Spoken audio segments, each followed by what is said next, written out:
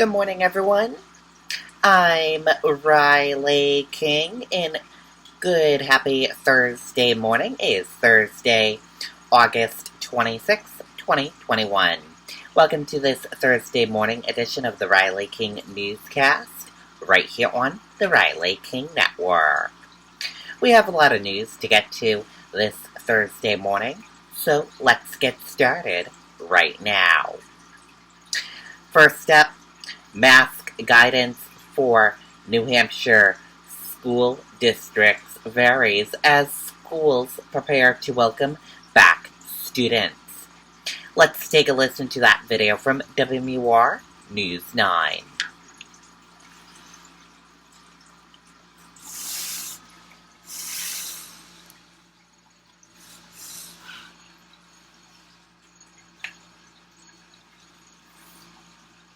Golden Corral in Manchester is open and now offers a weekend breakfast buffet. Come on in for a safe, comfortable, customer-friendly experience featuring a delicious, fresh, all-you-can-eat buffet of homemade favorites. Golden Corral at the shops at South Willow in Manchester, the only one for everyone.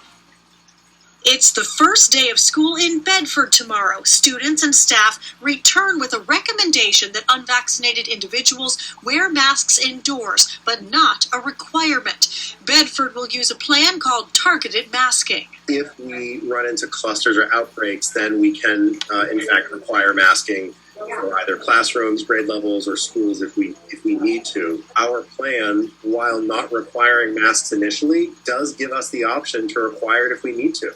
Manchester schools start in 1 week with a color-coded system. Blue and green means minimal to moderate transmission. Masks are worn while moving about the school and optional when seated in the classroom. Yellow or substantial spread leads to masks required at all times. And red, a state of emergency, sends students home for remote learning. Salem schools also return next week with a mask requirement regardless of vaccination status when separation of 3 feet or more cannot be maintained and acrylic shields aren't available. Since no vaccine is approved for children under 12, medical experts say it's important for the adults around them to be vaccinated. We need to do everything to get kids in person in school. And so vaccinations are the most important and effective step we can take. Staying home if you're sick is also a really good thing to do. And schools really consider masks part of the strategy. They're also using social distancing, barriers, hand washing, and in some cases, better ventilation.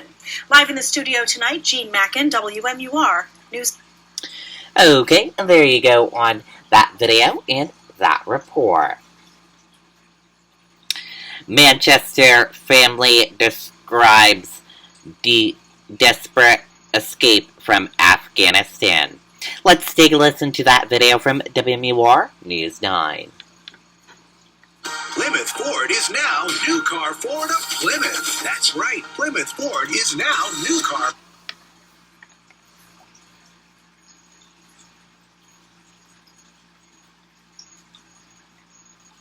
Finally home, finally safe. The Manchester family that was trapped in Afghanistan went through an unbelievable ordeal to make it past Taliban checkpoints and into U.S. custody at the Kabul airport.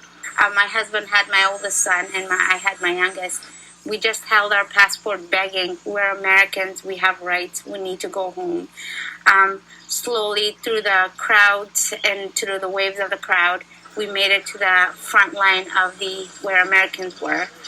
We showed them, my husband showed them my kid's passport and said, we're American, we have rights, we need to go home, this is not safe. And then at that point, they took my oldest son and then pulled my husband.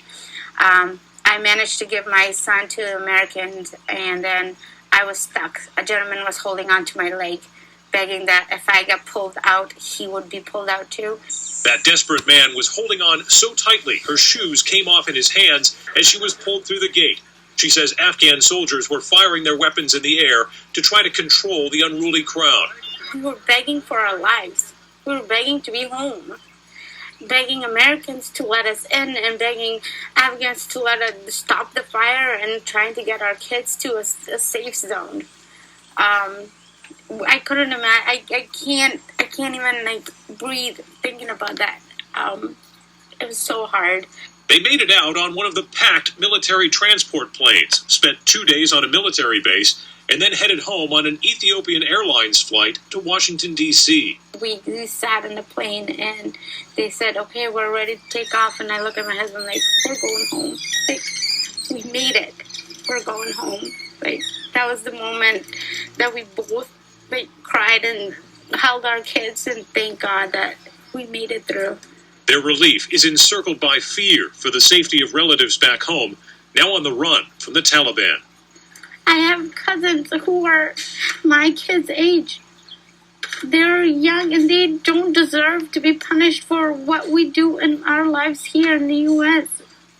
This family had traveled to Afghanistan for a wedding. They were with a grandmother of the 2 young boys as well. She is also a U.S. citizen. We are told she is on her way back to America, but is still in transit.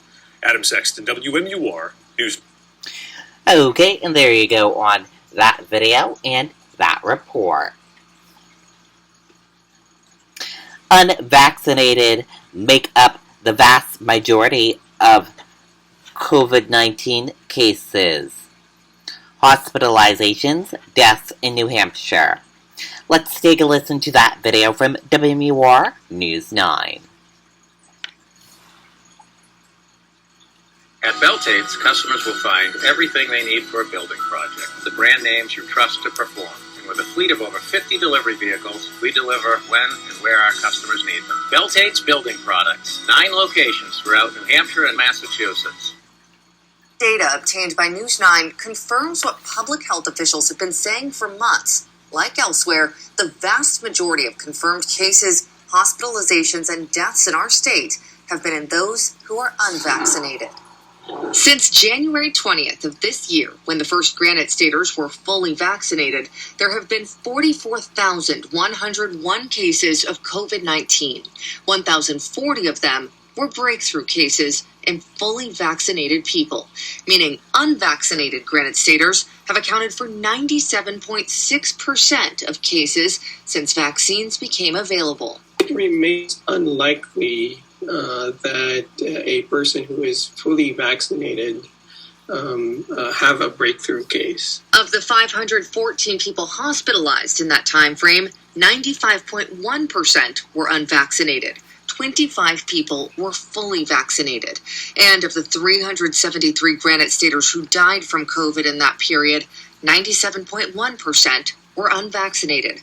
But there were 11 deaths in vaccinated people. I think that we would see the numbers become better, or the likelihood of breakthrough infections become an even smaller number once there's a lot more people immune and there's less spread of infection in the community. But Dr. Jose Mercado says there is one thing those who are vaccinated should keep in mind. You may still transmit the virus, so it doesn't, again, mean that you should stop wearing masks, particularly in public indoors. Okay, and there you go on that video and that report.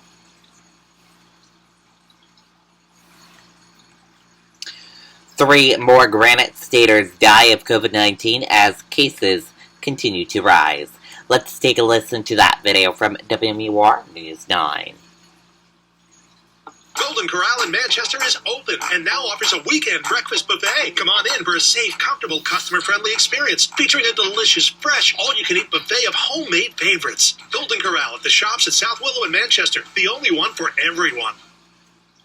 Active COVID-19 infections are increasing once again tonight in New Hampshire. Good evening to you. I'm Jean Mackin. And I'm Mike Cherry. Current cases are now up to more than 2,500.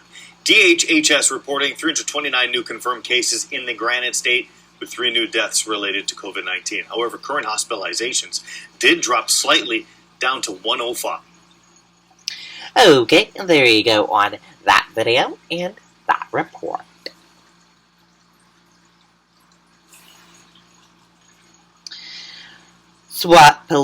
State police SWAT team members justified in shooting a Vermont man, investigators say. Let's take a listen to that video from WMUR News 9. Golden Corral in Manchester is open and now offers a weekend breakfast buffet. Come on in for a safe, comfortable, customer-friendly experience featuring a delicious, fresh, all-you-can-eat buffet of homemade favorites. Golden Corral at the shops at South Willow in Manchester, the only one for everyone. It was reasonable for the 6 SWAT team members to conclude that they or others faced an imminent threat of deadly force from Mr. Ellie during the first volley of gunfire. The incident happened on March 31st of this year when 40-year-old Jeffrey Ellie had barricaded himself inside a storage facility in Claremont. Claremont police initially responded to the facility twice that day. Once, because they say Ellie was driving recklessly in the parking lot. Then again, after he fired a rifle in the direction of other people. After hours of negotiation, a state police SWAT team was called to the scene because they said Ellie had barricaded himself inside the storage unit and fired multiple shots.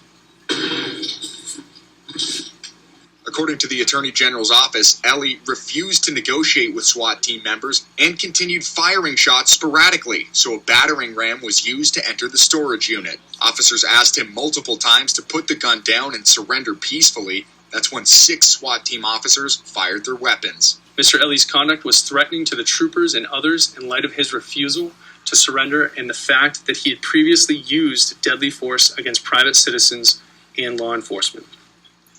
And an autopsy determined that Ellie died of multiple gunshot wounds to the head, neck, and upper body. A toxicology report revealed that he had multiple drugs in his system at the time, including methamphetamine. Again, the Attorney General's office says none of those officers involved will be punished for their actions. Live in studio, Scott Cook, WMUR News. Okay, and there you go on that video and that report. Background check delays prevent health workers from starting jobs. Let's take a listen to that video from WMUR News 9. In today's competitive real estate market, buyers and sellers need the experience and guidance of a realtor more than... A certified nurse, Melissa Forbes is a criminal background check short of resuming her career. But when she tried to reach the New Hampshire Department of Safety to check on her status, it's frustrating for me because I'm looking to work. Until her paperwork clears, Forbes' orientation is also on hold, further delaying her ability to help others. It's just a simple routine check that normally, I think the turnaround time in the past has been quite quick, but it's taking over 30 days now. According to the New Hampshire Nurses Association, this is a recurring issue this time of year when graduates search for work. However, the association has been told by the Department of Safety that COVID has further stretched their resources to process background checks. And they suggested to us that the best route for us as advocates was to advocate for more resources to the Department of Safety. The Nurses Association says the delays are extremely troubling given how quickly healthcare workers are turning over during the pandemic. And, I know all industries are experiencing manpower shortages, but, that there's got to be, we have great technology, we have, efficiency systems, so we just have to put those efficiencies into place. Now, in a statement to News 9, the Department of Safety said in part that it has increased staff and added, the department has also recently implemented an online portal for state licensing agencies, including the Office of Professional Licensor and Certification, which has increased efficiencies, improved timely responses, and reduced manual workload delay. Okay, and there you go on that video and that report. And that does it for this morning edition of the Riley King Newscast, right here on the Riley King Network.